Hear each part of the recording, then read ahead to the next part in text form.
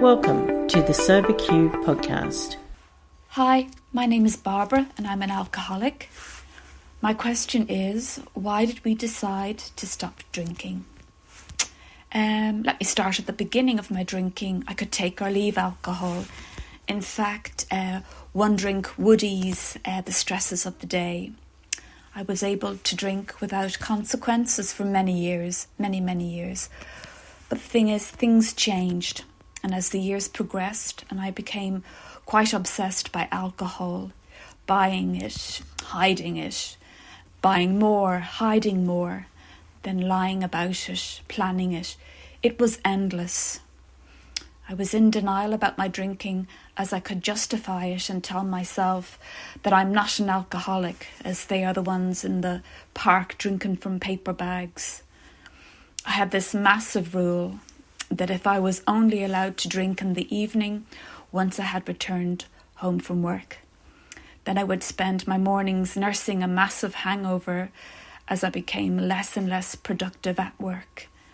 I was riddled with anxiety, irritable, until I did take that first drink later in the day. Blackouts started happening later in my drinking, which actually were quite scary. Near the end of my drinking, a horrible thing started happening. My personality started to change.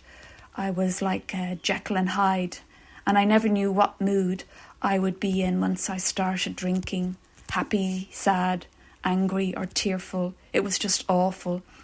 I changed brands to try and find a drink that would not make me drunk, choosing a low alcohol product, hoping that it would be my new way to continue to drink. But in fact, it only left me going back out to the bottle shop to get more alcohol, to get the desired effect that I wanted. It was like Groundhog Day. Alcohol was no longer working. The reality was that I could no longer control or enjoy my drinking. I ended up going to my first alcoholics meeting after a huge argument with my husband. I found I was looking on the internet for Alcoholics Anonymous meetings, and I found one near me later in that evening.